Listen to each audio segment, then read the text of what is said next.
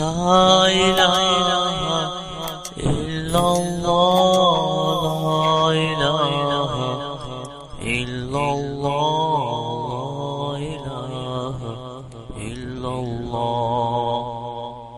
بسم الله الرحمن الرحيم. عن أبي هريرة رضي الله تعالى عنه قال قال رسول الله صلى الله تعالى عليه وسلم في الحديث: ثلاثة لا ترد دعوتهم: الإمام العادل والصائم حين يفطر ودعوة المظلوم. رواہ الترمذی۔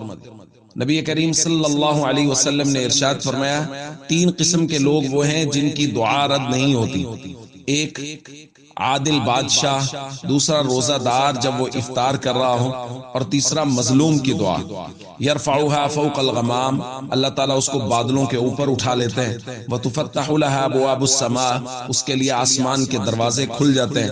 ويقول الرب عز وجل، اللہ رب العزت فرماتے ہیں، وعزتی لانصرنک ولو بعد حین، میری عزت کی قسم میں تمہاری مدد ضرور کروں گا اگرچہ کچھ وقت کے بعد ہی کیوں نہ ہو۔ دوستو، یہاں تین قسم کے لوگوں کا ذکر کیا گیا۔ مختلف جگہوں پہ نبی پاک صلی اللہ علیہ وسلم نے مختلف لوگوں کی دعاؤں کی قبولیت کا ذکر کیا ہے۔ یہاں تین لوگوں کا ذکر ہے، اور ان میں خاص طور پہ الصائم حین یفطر، افطار کے وقت روزہ دار کی دعا۔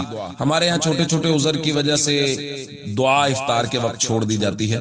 اس بات کا بہت خیال کرنا چاہیے کہ افطار کا وقت وہ دعاؤں کی قبولیت کا وقت ہے، اس لیے اس وقت اللہ رب العزت سے ضرور دعائیں مانگنی چاہیے، اور کسی بھی سستی اور کاہلی کی وجہ سے دعا ترک نہیں کرنی چاہیے، چھوٹے موٹے عذر کی وجہ سے دعا چھوڑنی نہیں چاہیے۔ اسی طرح مظلوم کی دعا، ہمارے یہاں یہ ہوتا ہے کہ بسا اوقات ہم دعا مانگ رہے ہوتے ہیں، یا کوئی بھی مظلوم وہ دعا مانگ رہا ہوتا ہے، لیکن لگ یہ رہا ہوتا ہے کہ دعا قبول نہیں ہو رہی۔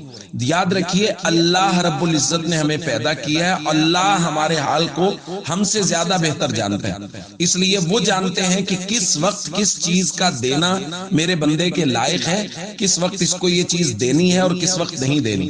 اس لیے جو ہم یہ سمجھ رہے ہیں کہ یہ دعا قبول نہیں ہو رہی، اللہ رب العزت کے ہاں اس کا صحیح اور مناسب وقت ہوتا ہے جب وہ اللہ رب العزت ہمیں دینا چاہتے ہیں۔ اس لیے آخر میں حضور نے فرمایا، وعزتی لانصرنک ولو بعد حین،